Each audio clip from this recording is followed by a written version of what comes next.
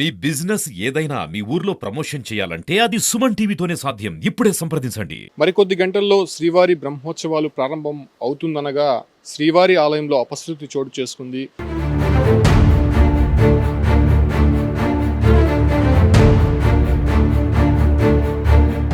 ఏదైతే ధ్వజారోహణంకి ఉపయోగించేటువంటి ధ్వజస్తంభం ఏదైతే ఉంటుందో ఆ ధ్వజస్తంభానికి గరుడు పటాన్ని కడుతూ ఉంటారు. గరుడు పటం కట్టినప్పటి నుంచి కూడా స్వామివారి బ్రహ్మోత్సవాలు ప్రారంభమైనట్టు సూచికగా చెప్తూ ఉంటారు. అయితే ఆ గరుడు పటం కట్టేటువంటి కొక్కి ఏదైతే ఉందో అది ఒక్కసారిగా కూడా కింద పడిపోవడం జరిగింది. అయితే సరిగ్గా 5:45 ఈ ఒక్క గరుడు పటాన్ని ధ్వజస్తంభం పైకి ఎగరవేసేటువంటి కార్యక్రమం చేయబోతున్నారు. అయితే ఆ ఒక్క ప్రక్రియ చేసే ముందుగా అక్కడ ఉన్నటువంటి ఆ ఒక్క కొక్కీని కావచ్చు, లేదంటే మిగతాకు సంబంధించినటువంటి పరికరాలన్నీ కూడా మొదటగా టీటీడీ ఒకసారి పరిశీలించే ప్రయత్నం చేయబోతుంటుంది.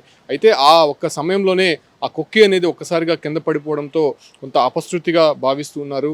అయితే ఇవాళ సాయంత్రం సరిగ్గా 5:45 నుంచి 6 గంటల లోపల మేనలగ్నంలో ఈ ఒక్క ధ్వజారోహణం కార్యక్రమం వైభవంగా చేయడానికి అటు శాస్త్రోక్తంగా అన్ని ఏర్పాట్లు కూడా పూర్తి చేశారు. మొదటగా గరుడు పటం అనేది శ్రీవారి ఆలయం 4 మాడా వీధుల్లో ఊరేగించిన తర్వాత అటు తర్వాత బ్రహ్మాది దేవతలను ఆహ్వానించి ఆ గరుడ పటాన్ని ధ్వజస్తంభం మీదకి ఎగరవేస్తారు.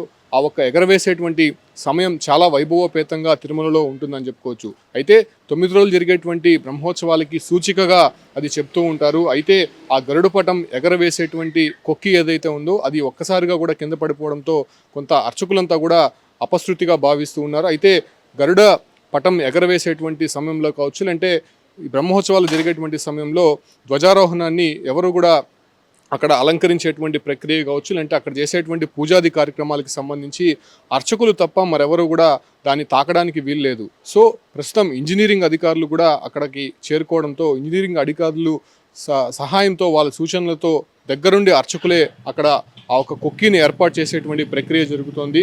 ప్రత్యేకమైనటువంటి నిచ్చెన ఏర్పాటు చేశారు ధ్వజస్తంభానికి. మనం విజువల్స్లో క్లారిటీగా చూడొచ్చు. ఆలయం పైన ధ్వజ స్తంభం మనం క్లారిటీగా కనిపిస్తూ ఉంటుంది. ఆ ఒక్క ధ్వజస్తంభానికి చుట్టూరా ఒక కంచెనైతే ఏర్పాటు చేశారు. కంచెని ఏర్పాటు చేసి ఆ ఒక్క ధ్వజ స్తంభంకు ఉన్నటువంటి కొక్కి ఏదైతే ఉందో ఆ కొక్కిని మళ్ళీ తిరిగి అమర్చే ప్రయత్నం అయితే అక్కడ అర్చకులు చేస్తూ ఉన్నారు. ఎందుకంటే ఇంజనీరింగ్ సెక్షన్ సంబంధించినటువంటి ఇతర అధికారులు కావచ్చు ఎవరు కూడా ప్రస్తుతం ధ్వజస్తంభాన్ని తాకకూడదు కాబట్టి ఆ రకమైనటువంటి కైంకర్యాలకు సంబంధించి కావచ్చు, లేదంటే పూజాది కార్యక్రమాలు అర్చకులే చేయాలి కాబట్టి ప్రస్తుతం ఆ కొక్కిని అమర్చించేటువంటి ప్రక్రియ కూడా ఇంజనీరింగ్ సిబ్బంది సూచనలతో అధికారులు అయితే అక్కడ ఉన్నటువంటి పరిస్థితి. ప్రస్తుతం అర్చకులే ఆ ప్రక్రియ అనేది ప్రస్తుతం జరిపిస్తున్నటువంటి పరిస్థితి. అయితే ఒక్కసారిగా కూడా సరిగ్గా ఇంకో 2-3 గంటల్లోనే బ్రహ్మోత్సవాల ఘట్టం ప్రారంభమవుతుందనేటువంటి సమయంలోనే ఇటువంటి అపశృతి శ్రీవారి ఆలయంలో చోటు చేసుకోవడం పట్ల కొంత అక్కడ ఉన్నటువంటి భక్తులు కావచ్చు, లేకపోతే మిగతా వాళ్ళంతా కూడా కొంత అపవిత్రంగా భావిస్తున్నారు. అయితే అర్చకులు మాత్రం ఒకటే చెప్తున్నారు, అది ఎప్పటి నుంచో ఉంది కాబట్టి ఆ కుక్కీకి సంబంధించినటువంటి ప్రక్రియ మరమ్మతులు